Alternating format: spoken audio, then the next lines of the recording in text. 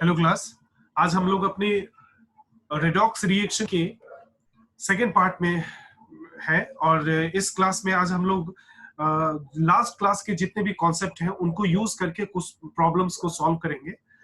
जिन्होंने मेरा first class नहीं देखा है उसे मैं रिक्वेस्ट कर रहा हूं कि आप उसे देखें, उसे समझ जाएंगे। अगर अच्छे से समझ जाते हैं तो ये सेकेंड क्लास आपके लिए बहुत बेहतरीन रहेगा, ठीक है।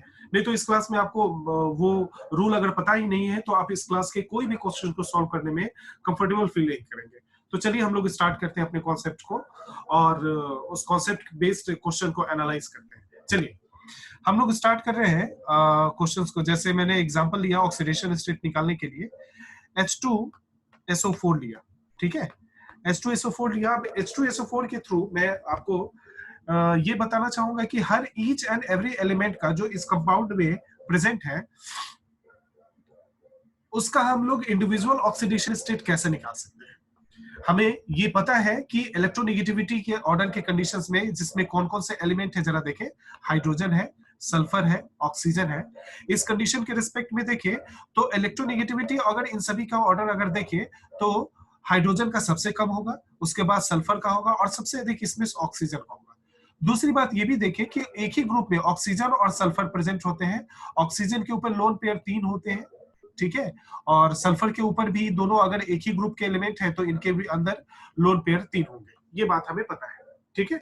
इस कॉन्सेप्ट को यूज करते हुए अब हम लोग स्टार्ट करते हैं इस क्वेश्चन को सॉल्व करना। अब हम लोग H2SO4 का स्ट्रक्चर शुरू करेंगे, पहले ड्रॉ करेंगे। स्ट्रक्चर ड्रॉ करने के लिए सबसे पहले हम लोग करें सेंट्रल एटम, इसमें सल्फर लिखते हैं और इसमें ऑक्सीजन, हाइड्रोजन। दोस्तों जिन्हें ऑक्सीजन ये स्ट्रक्चर ड्रॉ करने में तकलीफ है वो वेट करें, मैं इस पे भी वीडियो लेक्चर बना दूंगा और आप इसमें कंफर्टेबल हो जाएंगे कैसे स्ट्रक्चर ड्रॉ किया जाता है। बट फिलहाल जैसे मैं ड्रॉ कर रहा हूं आप उसे फॉलो करें। ये कोऑर्डिनेट बॉन्ड और ये कोऑर्डिनेट बॉन्ड, ठीक है। अब इंडिविजुअली सारे कंडीशंस में हम लोगों ने देख लिया कि कैसे कैसे कौन कौन से एटम का प्लेसमेंट कैसे है और कैसे हम लोग इसको अरेंज कर रहे हैं। नाउ अब हम लोग ऑक्सीडेशन स्टेट निकालना शुरू कर रहे हैं। सबसे पहले हम लोग इस सेक्शन को कंसीडर करते हैं। यहाँ पे देखिए हमें पता है कि हाइड्रोजन का इलेक्ट्रोनेगेटिविटी कम है ऑक्सीजन के रेस्पेक्ट में, ठीक है। हाइड्रोजन का इलेक्ट्रोनेगेटिविटी इसमें कम है ऑक्सीजन के रेस्पेक्ट में। तो अगर मैं देखूं ये सिंगल बॉन्ड से अगर बॉन्डेड है तो ऑक्सीजन का इलेक्ट्रोनेगेटिविटी भी हाई है और ये सिंगल बॉन्ड से बॉन्डेड है। तो ऑक्सीजन क्या करेगा, इस हाइड्रोजन के भी इलेक्ट्रॉन को अपनी तरफ खींचने के कारण इस पे एक माइनस चार्ज आ जाएगा, इस पे -1 चार्ज आएगा और इसके अपोजिट हाइड्रोजन +1 चार्ज इस पे रखेगा, ठीक है। ये बात हो गई। फिर उसके बाद हम लोग दूसरे सेक्शन पे देखते हैं, इस ऑक्सीजन और सल्फर के बीच में डिस्कस करते हैं। तो यहाँ पे देखिए ऑक्सीजन और सल्फर के कंपैरिजन में इलेक्ट्रोनेगेटिविटी सल्फर का कम है ऑक्सीजन के कंपैरिजन में, ठीक है। तो ये सिंगल बॉन्डेड से जुड़ा हुआ है तो इसका मतलब कहेंगे कि ऑक्सीजन इस सिंगल बॉन्डेड के दोनों इलेक्ट्रॉन को अपनी तरफ खींचेगा और इसके ऊपर एक माइनस चार्ज ऑक्सीजन ले लेगा और सल्फर पे इसके कारण एक पॉजिटिव चार्ज आ जाएगा, ठीक है। बिकॉज इलेक्ट्रोनेगेटिविटी मुझे पता है कि सल्फर भी इलेक्ट्रोनेगेटिव एलिमेंट है, ऑक्सीजन भी इलेक्ट्रोनेगेटिव एलिमेंट है, बट सल्फर का यहाँ पे इलेक्ट्रोनेगेटिविटी ऑक्सीजन के कंपैरिजन में कम है इसलिए ये +1 चार्ज ले रखा है और ऑक्सीजन का अधिक है इसलिए -1 चार्ज ले रखा है। फिर इस सिस्टम के बाद सिमिलरली अगर हम लोग दूसरी तरफ भी देखें तो यहाँ पे देखिए ये कंडीशन पे देखें तो यहां पर भी ये ऑक्सीजन -1 रखेगा और ये +1 चार्ज रखेगा। फिर उसके बाद अगर हम लोग इसके बीच में अगर देखें तो इस कंडीशन में ये +1 चार्ज रखेगा और ये -1 चार्ज होगा, ठीक है। तो इस कंडीशन के आधार पे हम लोगों ने देख लिया कि कैसे चार्ज सेपरेट आउट होना। अब कोऑर्डिनेट बॉन्ड की बात हो रही है। कोऑर्डिनेट बॉन्ड में हम लोग यहाँ पे देख रहे हैं कि एक सिस्टम हमारा यहाँ पे ये है और दूसरा एक सिस्टम यहाँ पे हमारा ये है, ठीक है। ये दोनों सिस्टम है, एक एक करके देखते हैं। इस कंडीशंस में देखिए एरो जो है कोऑर्डिनेट बॉन्ड का जो एरो है हेड जो है ऑक्सीजन की तरफ है। इसका मतलब यहाँ पे ऑक्सीजन जो है एक्सेप्टर है, एक्सेप्टर है, ठीक है। और इस कंडीशन में सल्फर जो है यहाँ पे डोनर है। और ये बात भी अगर हमें पता है तो ये भी हमें पता है कि यहाँ पे ऑक्सीजन का इलेक्ट्रोनेगेटिविटी सल्फर से अधिक है। इलेक्ट्रोनेगेटिविटी सल्फर से अधिक है, तो क्या करेगा, ऑक्सीजन के पास जो लोन पेयर ऑफ इलेक्ट्रॉन है, ये ऑक्सीजन आराम से अपनी तरफ खींच लेगा, ऑक्सीजन अपनी तरफ आराम से खींच लेगा।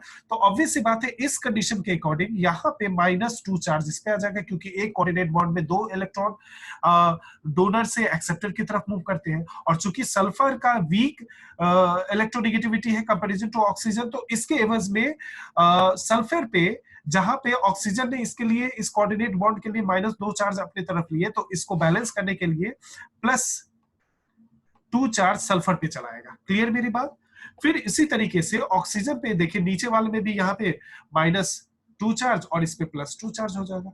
ठीक है, हम लोगों ने ऑलमोस्ट सारा काम कर लिया है। दोस्तों, मैं आपसे अगर पूछूं कि अब आप मुझे बताएं कि इसमें इस हाइड्रोजन का ऑक्सीडेशन स्टेट कितना है, तो +1। ठीक है, इसमें ऑक्सीडेशन का, इस कंडीशन में ऑक्सीडेशन नंबर इसमें हाइड्रोजन का कितना है, +1। ठीक है, इस ऑक्सीजन का कितना है, तो देखिए इस ऑक्सीजन पे नेट चार्ज कितने हैं, -1 तो इसमें -2 चार्ज होगा, इसका ऑक्सीडेशन स्टेट -2 है। फिर उसी तरीके से यहाँ पे अगर देखें तो +1 है इसका ऑक्सीडेशन स्टेट, इसका अगर देखें तो इस पे -2 चार्ज होगा। फिर अगर सल्फर के बीच में अगर हम लोग बात करें, सल्फर पे अगर ध्यान देखें तो गौर से जरा देखें, तो सल्फर पे कितने चार्ज है, मैं सल्फर का यहां पे लिखना चाहूंगा, इस पे +2 चार्ज है, फिर +2 चार्ज है, फिर +1 चार्ज है, फिर +1 चार्ज है। ये टोटल कितने हुए, ये टोटल कितने हुए दोस्तों, आप अगर गौर से देखें तो कितने हो जाएंगे, 2 और 2 4 और 1 5 और 1 6, टोटल सल्फर पे +6 चार्ज है। तो इस तरीके से हम बोल सकते हैं कि इस सेंट्रल एटम जो सल्फर है, इसमें सल्फर का ऑक्सीडेशन स्टेट +6 है। ठीक है, मेरी बात क्लियर हो रही है आपको? उसी तरीके से इस ऑक्सीजन का ऑक्सीडेशन स्टेट कितना है, तो इस पे नेट चार्ज कितना है, -2। इस ऑक्सीजन का नेट ऑक्सीडेशन चार्ज कितना है, तो -2। तो दोस्तों, इस तरीके से हम लोगों ने अगर किसी भी मॉलिक्यूल का स्ट्रक्चर एक्यूरेटली हमें डिफाइन करना आता है, ड्रॉ करना आता है, तो हम उसका ऑक्सीडेशन स्टेट आराम से निकाल सकते हैं। मैं आपको बताना चाहूंगा कि ये मेथड कभी भी आपको गलत ऑक्सीडेशन स्टेट निकालने की मतलब कंडीशन नहीं पैदा करता है, इसका कोई एक्सेप्शन नहीं है। आप आराम से इसका किसी भी मतलब एलिमेंट का पार्टिकुलर मॉलिक्यूल में या कंपाउंड में आप उसका निकाल सकते हैं ऑक्सीडेशन। क्लियर? बस आपका एक मैंडेटरी कंडीशन ये है कि आपको इलेक्ट्रोनेगेटिविटी पता होनी चाहिए। दूसरी बात कि आपका इसका ये पता होना चाहिए, क्या कहते हैं उसका, स्ट्रक्चर पता होना चाहिए। अगर स्ट्रक्चर पता है तो आप इस क्वेश्चन को आराम से सॉल्व कर पाएंगे। ठीक है, चलिए अब इस तरीके से हम लोग नेक्स्ट क्वेश्चन को देख लेते हैं। एक और क्वेश्चन देख लेता हूं। ठीक है, चलिए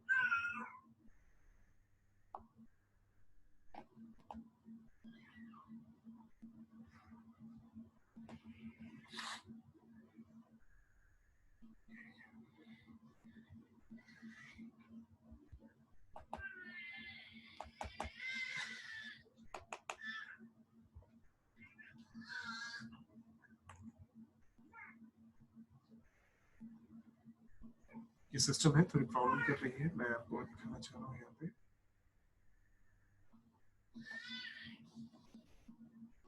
ठीक है, चलिए अब हम लोग दूसरे एग्जाम्पल को देखते हैं। चलिए, वो दूसरा कंपाउंड है H2S2O3। मैं स्ट्रक्चर बना देता हूं, आप लोग ऐसा करें, इस क्वेश्चन को खुद से सॉल्व करें। ठीक है, मैं स्ट्रक्चर ड्रॉ कर देता हूं। Hydrogen, oxygen, sulphur, oxygen, hydrogen, इस तरह से स्ट्रक्चर इसका होगा। और इस कंडीशन में यहाँ पे कोऑर्डिनेट बॉन्ड ऑक्सीजन और यहाँ पे एक सल्फर आ जाएगा। बस आप इसके ड्रॉ कर सकते हैं, आराम से ड्रॉ कर सकते हैं। ठीक है, मैं एक दूसरा एग्जांपल लेता हूं इस कैटेगरी का। आप इसमें ये निकालें, इसका ऑक्सीडेशन नंबर निकालें, ईच एंड एवरी एलिमेंट का निकालें। ठीक है, चलिए आगे हम लोग नेक्स्ट क्वेश्चन को मैं सॉल्व करूं क्या? चलिए मैं ही सॉल्व कर देता हूं। जरा देखिए इस कंडीशंस में सबसे पहले क्या करें, आप एक एक इंडिविजुअल सबको कैटेगराइज करें। देखिए इसमें हाइड्रोजन और ऑक्सीजन में किसका इलेक्ट्रोनेगेटिविटी अधिक है, ऑक्सीजन का, तो ऑब्वियसली बात है ये -1 लेगा, ये +1 हो जाएगा। फिर इस कंडीशन में भी जरा देखिए, हाइड्रोजन और ऑक्सीजन में ऑक्सीडेशन नंबर किसका मतलब इलेक्ट्रोनेगेटिविटी अधिक है, तो ऑक्सीजन का, तो ये इसका -1 है, इसमें +1 आ जाएगा। फिर इसके एवज में अगर हम लोग देखें, इस कोऑर्डिनेट बॉन्ड में देखें, तो यहाँ पे ऑक्सीजन जो है एक्सेप्टर है और सल्फर क्या है, डोनर है। और हम लोग ये भी जानते हैं कि सल्फर का इलेक्ट्रोनेगेटिविटी ऑक्सीजन के कंपैरिजन में कम होता है, तो ये इसके एवज में यहाँ पे +2 चार्ज होगा और इसमें -2 चार्ज होगा। ये बात क्लियर है। अब यहाँ पे बात आती है, जरा देखें इस एलिमेंट के बीच की बात आती है, तो इस कंडीशन में दोनों एलिमेंट जो है ना सेम सेम है ना। जरा सोचे, अगर एलिमेंट हमारा अगर सेम हो किसी भी तरीके से, तो उस कंडीशन में क्या होता है, एलिमेंट अगर हमारा सेम हो तो उसमें जरा देखिए ये डोनर है और ये एक्सेप्टर है, बट इसने सल्फर ने इसको एक्सेप्ट कर लिया है, तो यहाँ पे -2 हो जाएगा और ये +2 हो जाएगा, ये भी ध्यान में रखना है आप, ठीक है। ये कंडीशन हो गया। फिर उसी तरीके से सल्फर पे, तो इस तरीके से सल्फर पे नेट चार्ज कितना हो गया, +2 अच्छा अभी हम लोगों ने ये बीच वाला सेंटर वाला काम नहीं किया है, जरा इसे भी देख ले। ये कंडीशन यहाँ पे और ये कंडीशन यहाँ पे, इसके कारण इस पे +1 चार्ज होगा, इस पे भी +1, इस पे -1 चार्ज होगा, इस पे -1 चार्ज होगा, तो इस पे भी +1 चार्ज होगा। तो नेट चार्ज, टोटल चार्ज हमारे सल्फर पे कितने हो गए, सल्फर पे नेट चार्ज कितने हो गए जरा देखिए आप, सल्फर पे हो गए +2 +2 +1 +1, ये सारा कंडीशन है। तो इसका कितना हो जाएगा, फिर इसमें +6 ऑक्सीडेशन स्टेट है, ठीक है दोस्तों। तो यही मैं आपको बताना चाहूंगा कि बस आपको स्ट्रक्चर पता होना चाहिए। अगर स्ट्रक्चर पता है तो किसी भी एलिमेंट का, किसी भी तरह के एलिमेंट का, इसमें कोई एक्सेप्शन नहीं है, आपको कभी ये गलत मतलब रिजल्ट नहीं देगा ऑक्सीडेशन स्टेट के रिस्पेक्ट में, और आप इसे सॉल्व कर पाएंगे इजिली, ठीक है। आपको ये कंफर्म है, इसमें कोई दिक्कत नहीं है ना। चलिए बेहतर, अब हम लोग नेक्स्ट क्वेश्चन को करते हैं। एक और क्वेश्चन मैं दे देता हूं, आप उसे क्वेश्चन सॉल्व करें, ठीक है।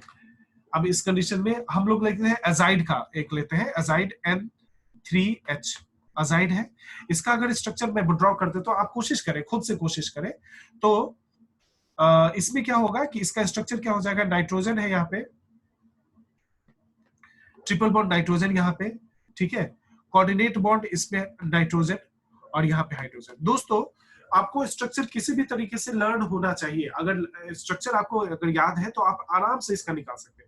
फिर इस क्वेश्चन में देखें, देखिए यहाँ ट्रिपल बॉन्ड नाइट्रोजन जो है, नाइट्रोजन के साथ ट्रिपल बॉन्ड के साथ सिस्टम है यहाँ पे। अब यहाँ पे देखिए ये होमो एटम्स है, होमो मॉलिक्यूलर सिस्टम है ना, हम लोगों ने देखा था अगर होमो कंडीशंस है और वो किसी भी, तो इसमें इन दोनों के बीच में अगर मैं देखूं, इन दोनों के बीच में अगर देखूं, तो इसके कारण इलेक्ट्रोनेगेटिविटी दोनों का सेम ही है, तो कोई इलेक्ट्रॉन को नहीं खींच पाएगा, इसके कारण कोई पोलरिटी जनरेट नहीं होगी, और पोलरिटी जनरेट नहीं होगी तो इस कंडीशन से यहाँ पे इसका 0 और इसका 0 ऑक्सीडेशन स्टेट होगा, ठीक है। फिर इस कंडीशन में देखें यहाँ पे ये डोनर की तरह बिहेव कर रहा है, इस सिस्टम की अगर हम लोग बात करें, इस सिस्टम की अगर बात करें, और ये जो है एक्सेप्टर की बात करें, तो यहाँ पे तो क्या करेगा, ये +2 हो जाएगा और ये -2 हो जाएगा। क्या मेरी बात क्लियर है ना, +2 -2 हो जाएगा इस कंडीशन में, ठीक है। और इस कंडीशन के बाद यहाँ पे नाइट्रोजन और हाइड्रोजन के रिस्पेक्ट में देखिए, अगर मैं इसको यहाँ पे ले लूं इस कंडीशन में, तो यहाँ पे नाइट्रोजन और हाइड्रोजन में इलेक्ट्रोनेगेटिविटी नाइट्रोजन का अधिक होता है हाइड्रोजन के रिस्पेक्ट में इलेक्ट्रोनेगेटिविटी, तो इस कंडीशन में देखिए नाइट्रोजन का कितना हो जाएगा, -1 हो जाएगा और ये +1 हो जाएगा, बस आसान हो गया।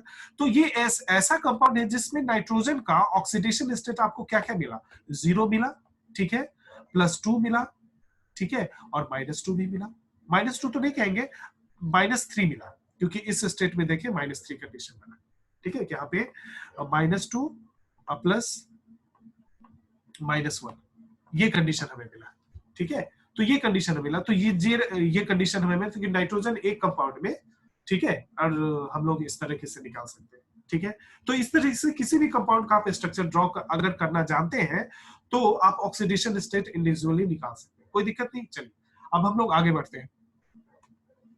इस कंडीशन में जरा देखिए, अब हम लोग देखते हैं आयनिक बॉन्ड के लिए, आयनिक बॉन्ड के लिए हम लोग स्ट्रक्चर देखते हैं। आयनिक बॉन्ड कुछ भी नहीं है, बहुत इजी है। आयनिक बॉन्ड में आयंस होते हैं, आयंस होते हैं। आयंस हमारे पास दो तरह के होते हैं, एक होता है कटायन और दूसरा होता है अनायन, ठीक है। कटायन और अनायन, कटायन पर पॉजिटिव चार्ज और अनायन पे नेगेटिव चार्ज, ये बात तो हमें पता है, ठीक है। तो बेसिकली अगर इस बात को हमें पता है तो हम लोग इस कॉन्सेप्ट को यूज करते हुए हम लोग लिख सकते हैं कि, एक बात मैं लिखना चाहूंगा, ध्यान रखें आप इसमें, कि चार्ज ऑन कटायन जो होता है, कटायन जो होगा वो must be equal to oxidation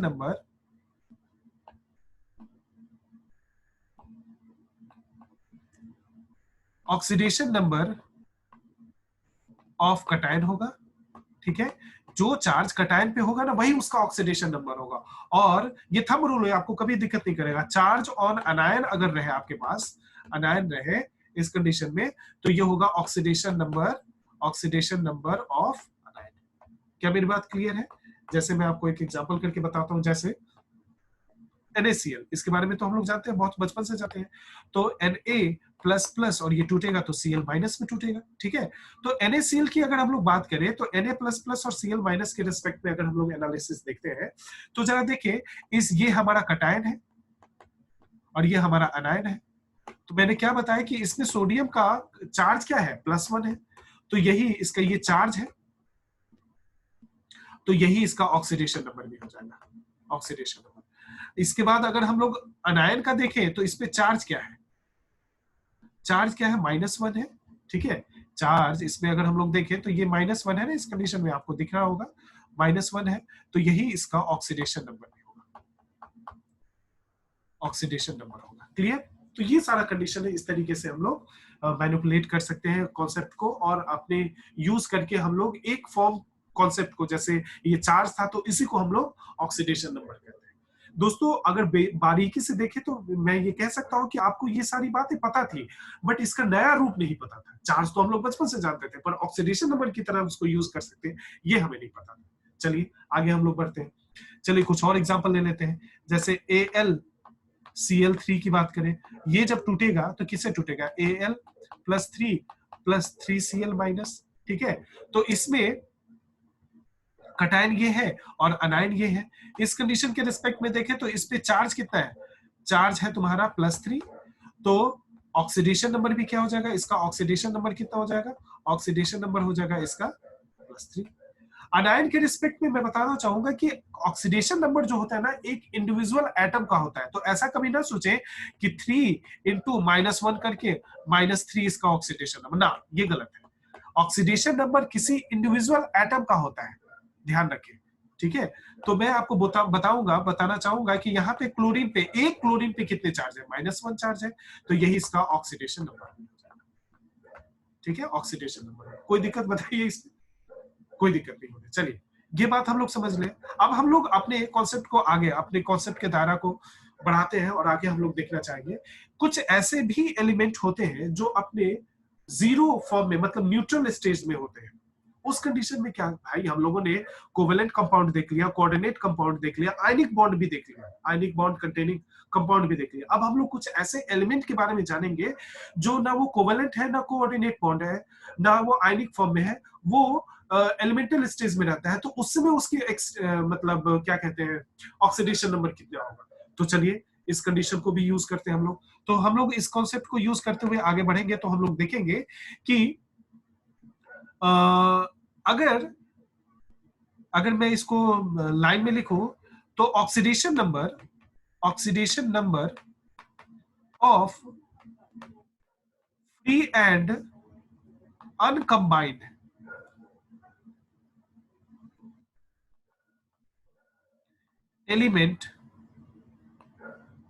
element is always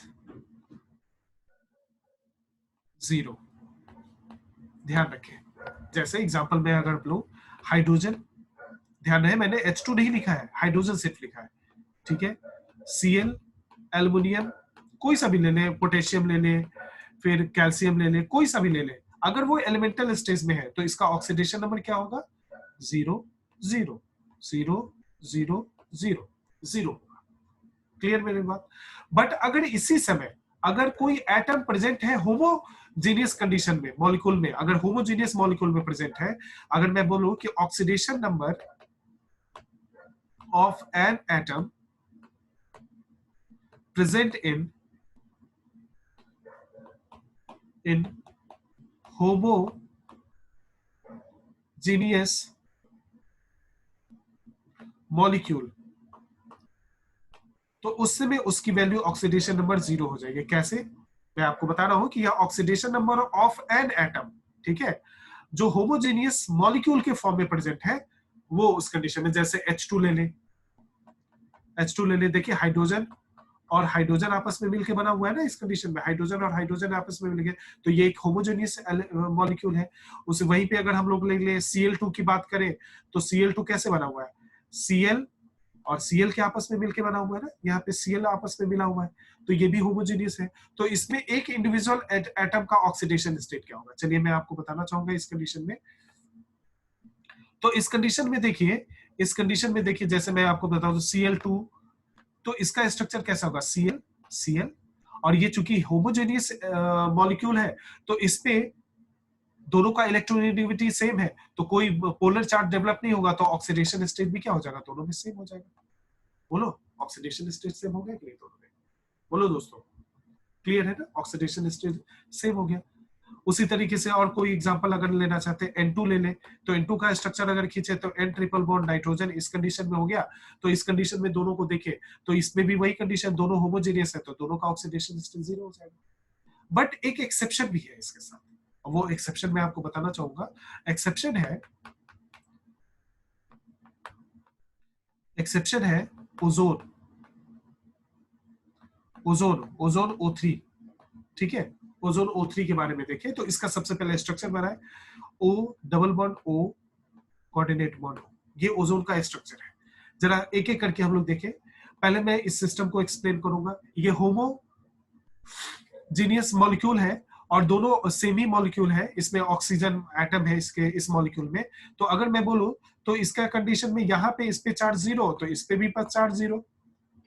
पर यहाँ पे देखें, इस कंडीशंस में अगर देखें तो ये जो है ना, इस सिस्टम की बात करें तो ये तुम्हारा एक्सेप्टर है और ये तुम्हारा डोनर है।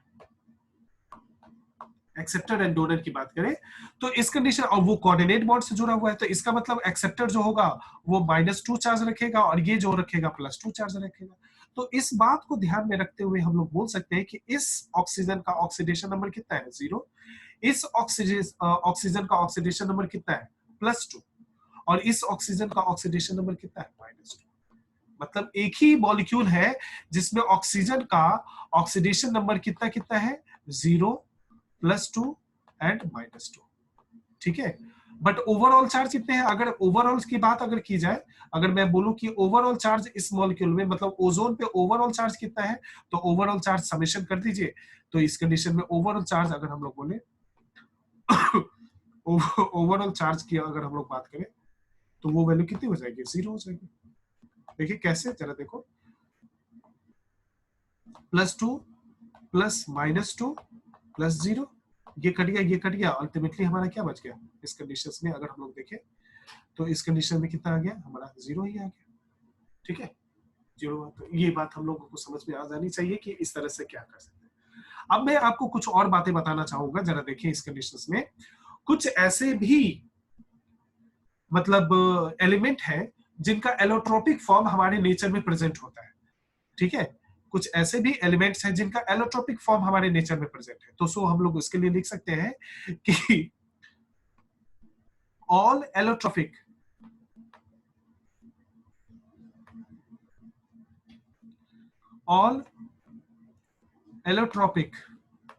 Allotropic forms of an element is having the oxidation number equals to 0, ठीक है। ध्यान रखें, एलोट्रोपिक फॉर्म अगर रहता है तो उसका ऑक्सीडेशन नंबर एलोट्रोपिक फॉर्म में जितने भी होंगे वो, जैसे एग्जांपल के फॉर्म में ले लीजिए आप कार्बन कार्बन की बात करें तो कार्बन जो है इस कंडीशन में अगर देखें तो ये क्या कह सकते हैं, ग्रेफाइट भी है और तुम्हारा क्या है, डायमंड भी है, ठीक है। तो इन दोनों कंडीशंस में सी ग्रेफाइट की बात करें तो ऑक्सीडेशन नंबर 0 और सी डायमंड की बात करें तो ये भी 0, क्लियर, ये कंडीशंस होता है, कोई दिक्कत। चलिए आगे बढ़ते हैं हम लोग।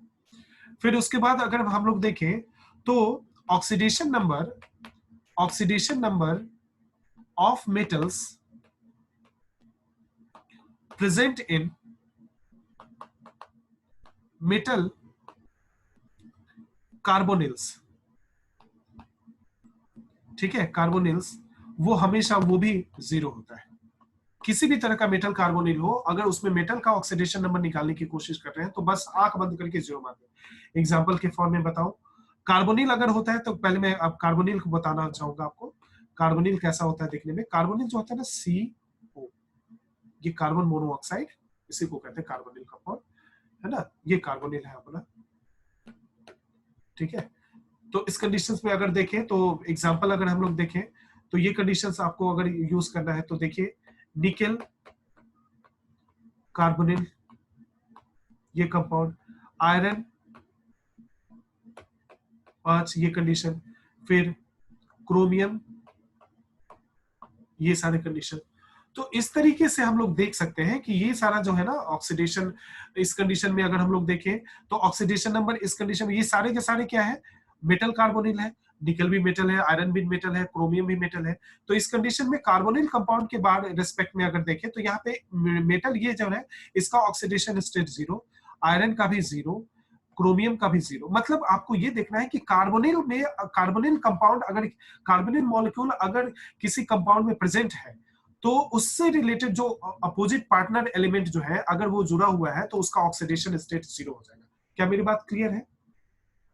ठीक है, तो आप इस बात को समझ सकते हैं कि किस तरीके से अगर हमें ये सारी बातें पता है तो सभी तरह के स्ट्रक्चर का, मतलब सभी तरह के कंपाउंड के बारे में हम लोग कॉन्फिडेंट हो सकते हैं कि यस मैं इसका ऑक्सीडेशन नंबर निकाल सकता हूँ।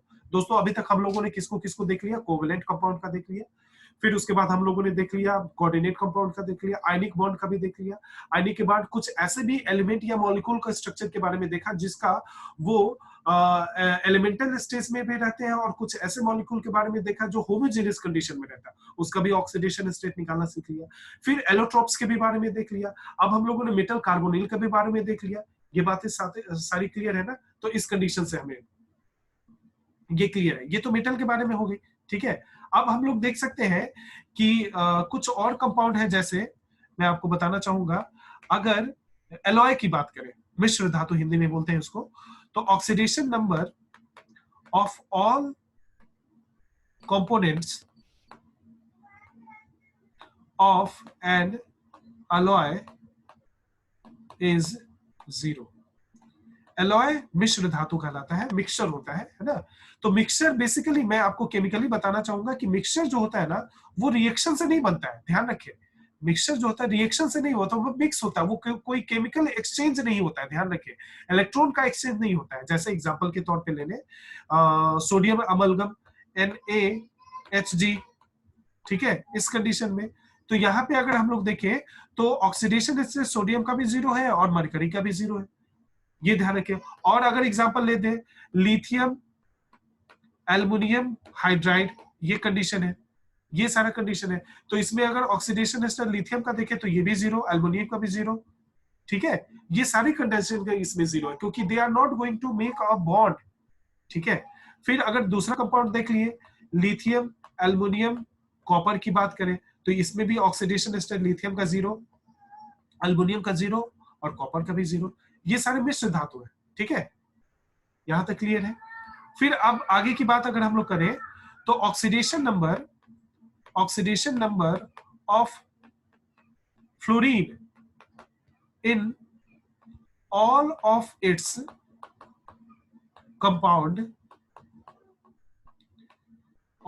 कंपाउंड, ये इज ऑलवेज, ध्यान रखें ऑलवेज मैं बोल रहा हूं, ऑलवेज -1 होता है। आंख बंद करके फ्लोरीन आपको जहां भी दिख जाए -1 हो जाएगा किसी भी फॉर्म में। बट अगर मॉलिक्यूलर फॉर्म में, आइसोलेटेड कंडीशन, मॉलिक्यूलर फॉर्म में तो नहीं, अगर देखें मॉलिक्यूलर फॉर्म की बात करें तो F2 के फॉर्म में है, ठीक है, या आइसोलेटेड फॉर्म में है तो इसमें ऑक्सीडेशन नंबर इसका 0 होगा, ठीक है, क्लियर। तो इस कंडीशन से हम लोग निकाल सकते हैं।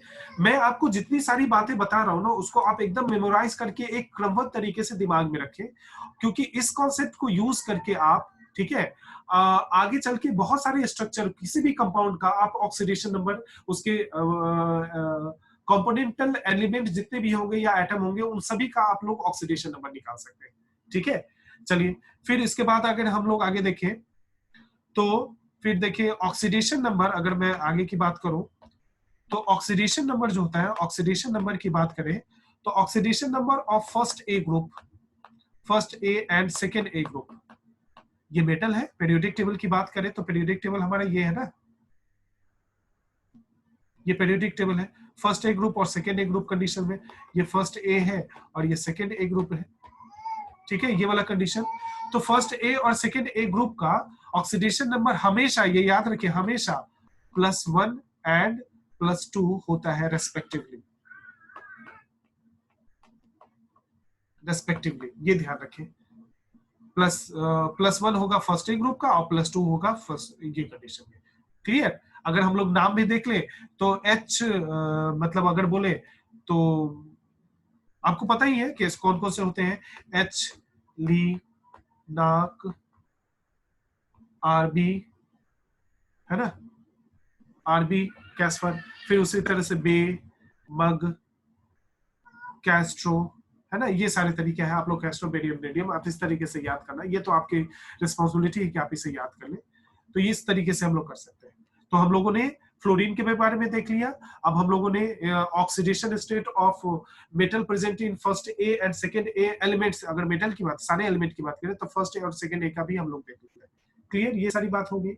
एक्सेप्शन बेसिकली क्या है, फर्स्ट ए में अगर आप लोग देखें तो मैं आपको यहीं पे बता देना चाहूंगा, एक्सेप्शन के फॉर्म में देख ले। एक्सेप्शन क्या है कि फर्स्ट ए ग्रुप में हमारा हाइड्रोजन भी है, तो इसके साथ थोड़ी सी प्रॉब्लम है, ठीक है। ये बेसिकली क्या है कि इन आयोनिक हाइड्राइड में अगर देखें, हाइड्राइड में, है ना, हाइड्राइड में ऑक्सीडेशन नंबर जो होता है, ऑक्सीडेशन नंबर ऑफ हाइड्रोजन जो होता है ना, हाइड्रोजन जो होता है वो -1 होता है। एक थंब रूल रखें, मेटल कभी भी, मेटल जब भी, मेटल जो होता है ना, मेटल, मेटल जो होता है ना, कभी भी इलेक्ट्रॉन गेन नहीं करता है, इलेक्ट्रॉन गेन नहीं करता है। ये मेटल हमेशा याद रखें, हमेशा मेटल इलेक्ट्रॉन लूज करेगा, लूज करेगा। क्लियर ना, लॉस करता है ये। क्लियर? मेटल जो हमेशा इलेक्ट्रॉन लॉस करता है। तो इस कंडीशन में अगर हम लोग इस बात को समझे तो जैसे मेटल हाइड्राइड जितने भी है, मेटल हाइड्राइड अगर हम लोग देखें, मेटल हाइड्राइड की बात है, जैसे एग्जांपल के फॉर्म में देखें NaH, ठीक है, NaH की बात करें तो देखिए सोडियम का हाइड्राइड है, पर ये सोडियम तो मेटल है, ठीक है। और हाइड्रोजन इस कंडीशंस में अगर ये कंपाउंड, ये मिश्र धातु तो है नहीं, ये कंपाउंड नेचर में एग्जिस्ट करता है, तो इसका मतलब हो ना हो ये मेटल है और ये फर्स्ट ए ग्रुप का एलिमेंट है, और हाइड्रोजन भी क्या है, ये फर्स्ट ए ग्रुप का एलिमेंट है, ठीक है। तो इस कंडीशन में ये मेटल मैंने बताया ये तो जिद्दी है, अपना इलेक्ट्रॉन लूज करेगा ही करेगा, गेन तो करेगा नहीं। तो ये सबसे पहले कहना है कि भैया मैं +1 में जाऊंगा, तो तुमको इस एवज में क्या होगा, तुमको -1 में जाना होगा, ठीक है। तो ये एक्सेप्शन आ जाता है, ठीक है। दूसरा एग्जांपल ले लेते हैं, CaH2 के रिस्पेक्ट में देखें तो कैल्शियम की बात अगर हम लोग करें तो इस कंडीशन में हाइड्रोजन और यहाँ पे हाइड्रोजन है, यहाँ पे, ठीक है। तो यहाँ पे ये तो मेटल है फर्स्ट ए ग्रुप का, तो ये +2 और यहाँ पे -1, यहाँ पे -1, ठीक है। तो ये कंडीशन हम लोग देख सकते हैं। क्लियर मेरी बात? ठीक है। अब आगे देखते हैं कुछ और ऑक्सीजन के बारे में इंफॉर्मेशन ले लेते हैं कि oxidation number of oxygen in most of its compound, most of its compound जो होता है वो -2 होता है। मोस्ट ऑफ इट्स मतलब एक्सेप्शन है, मोस्ट कुछ वर्ड्स होते हैं जो अगर सेंटेंस में आपको मिल जाए, जनरली, है ना, सेल्डम, मोस्टली, तो इसका मतलब कहीं ना कहीं एक्सेप्शन भी है। तो ऑक्सीडेशन नंबर ऑफ ऑक्सीजन जो है मोस्ट ऑफ इट्स कंपाउंड में -2 ही होता है। जैसे एग्जांपल ले लें हम लोग, ठीक है। तो जैसे किसी का भी ले सकते हैं हम लोग, किसका ले ले, यहाँ पे अगर -2 के रेस्पेक्ट में अगर हम लोग बोले तो कोई सा भी कंपाउंड ले ले, हम लोग H2O ले ले, H2O ले ले, ठीक है। तो H2O के रेस्पेक्ट में हाइड्रोजन, ऑक्सीजन और हाइड्रोजन, तो यहाँ पे -2, यहाँ पे +1, यहाँ पे +1, ठीक है। अच्छा यही पे देखिए आप, हाइड्रोजन +1 ऑक्सीडेशन स्टेट शो कर रहा है और ऑक्सीजन -2 ऑक्सीडेशन स्टेट शो कर रहा है। तो मेटल हाइड्राइड में हाइड्रोजन जो होगा नेगेटिव में हो जाएगा और नॉर्मली दूसरे कंपाउंड में +1 में कंडीशन में आ जाता है। बस हमें ये ध्यान में होना चाहिए दोस्तों कि इलेक्ट्रोनेगेटिविटी क्या है। अगर इलेक्ट्रोनेगेटिविटी और स्ट्रक्चर अगर हमें ड्रॉ करना आता है तो हम लोग आराम से इस क्वेश्चन को सॉल्व कर सकते हैं। क्लियर मेरी बात? चलिए, तो मैं एक्सेप्शन की बात बता रहा हूँ हाइड्रो ऑक्सीजन के रिस्पेक्ट में। तो वो कंपाउंड कैसा है, जैसे पेरोक्साइड।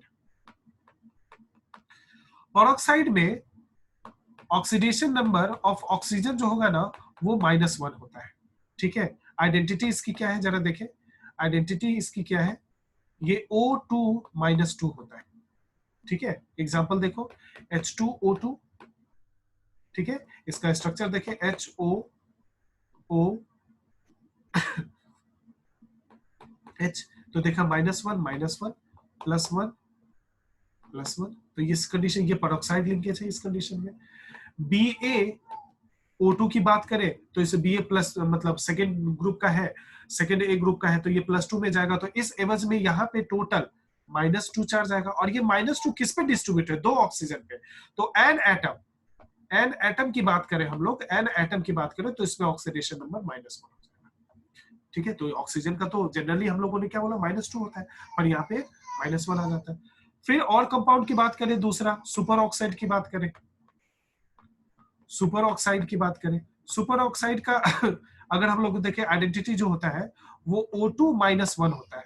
तो oxidation number on oxygen, single oxygen पे कितना हो जाएगा, -1/2 होता है। जैसे एग्जांपल दे लो KO2। ठीक है, इसका स्ट्रक्चर देखें तो इस कंडीशंस के रिस्पेक्ट में अगर हम लोग देखें तो पोटेशियम +1 कंडीशन में जाएगा, तो ये -1 में जाएगा। और ये -1 2 ऑक्सीजन पे डिस्ट्रीब्यूटेड है, इसलिए एक ऑक्सीजन पे -1/2 चार्ज होगा। ठीक है, अब इसमें मैं बताना चाहूंगा लास्ट आपको ओजोनाइट्स के बारे में। ओजोनाइट्स के बारे में देखेंगे। इसमें ओजोनाइट्स का ऑक्सीडेशन नंबर जो होता है ना, ऑक्सीडेशन नंबर जो होता है वो -1/3 होता है। ठीक है, इसका स्ट्रक्चर अगर हम लोग देखें, स्ट्रक्चर की बात करें तो ये होता है तुम्हारा O3 -1। मतलब एक मतलब O3 पे टोटल चार्ज कितना है, -1। तो एक ऑक्सीजन पे कितना होगा, -1/3। तो इस कंडीशन में, तो जैसे एग्जांपल देखें KO3 की बात करें तो देखो पोटेशियम +1 जाएगा, तो ऑक्सीजन O3 पे -1 आ जाएगा। अब ये 3 ऑक्सीजन पे है तो एक ऑक्सीजन पे कितना, एन ऑक्सीडेशन नंबर तो एन एटम देखा जाता है ना, तो ये कंडीशन -1/3 हो जाएगा। क्लियर? थोड़ा सा और देख ले। चौथे की बात अगर हम लोग करें, ऑक्सीजन अगर फ्लोरीन के साथ रिएक्शन किए हुए हैं, ऑक्सीजन OF2 बनाया हुआ है दोस्तों, पूरे पीरियोडिक टेबल में फ्लोरीन का इलेक्ट्रोनेगेटिविटी जो होता है ना वो सबसे हाईएस्ट होता है। ठीक है, सबसे हाईएस्ट होता है। तो इस कंडीशन के रिस्पेक्ट में अगर मैं आपको बोलूं तो फ्लोरीन इस कंडीशन में हमेशा -2 में जाएगा और यहां पे ऑक्सीजन जो है ना +2 में जाएगा। ध्यान रखें। सॉरी, अगर मैं आपको यहाँ पे फिर से बताता हूं, O2 F2 के रिस्पेक्ट में ले ले तो देख लो -2 +2 में जाएगा। अगर ऑक्सीजन O F2 के रिस्पेक्ट में है तो यहाँ पे देखो ये -2 में जाएगा और ये +2 में जाएगा। ठीक है, +2 में जाएगा। तो बेसिकली आपको ये थोड़ा सा ध्यान रखना है, ऑक्सीजन के साथ आपको थोड़ा सा प्रिकॉशन लेना है। ऑक्सीजन के साथ प्रिकॉशन ले लेंगे तो सारे कंडीशंस आपके क्लियर हो जाएंगे। ठीक है, फिर इस कंडीशंस में अगर हम लोग बोले तो मैं आपको बस एक दो और पॉइंट बता के समराइज करूंगा। नेक्स्ट कॉन्सेप्ट है कि मोनो एटॉमिक आयंस जितने होते हैं ना, आयंस जितने होते हैं, ठीक है, उस पे जितने चार्ज होते हैं ना, चार्ज वही उसका ऑक्सीडेशन नंबर होता है। मोनो एटॉमिक आयन जैसे Cu+2, ठीक है, एल्युमिनियम +3, ये हम लोगों ने देख रखा है। तो इसका ऑक्सीडेशन नंबर कितना होगा, +3, जितना इसके ऊपर चार्ज है। ठीक है, ऑक्सीजन -2, तो ये मोनो एटॉमिक, तो इस पे ऑक्सीडेशन नंबर इसका -2 होगा। ठीक है, अब एक इंपॉर्टेंट बात जिसपे आगे चल के हम लोग डिस्कशन करेंगे, ये आप ध्यान रख लें इस चीज को कि the algebraic sum of oxidation number of atoms present in polyatomic neutral molecule उसका जो होता है ना वो 0 होता है। मैंने इसमें क्या क्या वर्ड यूज किया जरा देखें। सम है, और वो भी कैसा, अल्जेब्रिक सम है। ऑफ एटम्स है, एटम नहीं है, एटम्स है। Present in poly atomic molecule, वो हमेशा 0 होगा।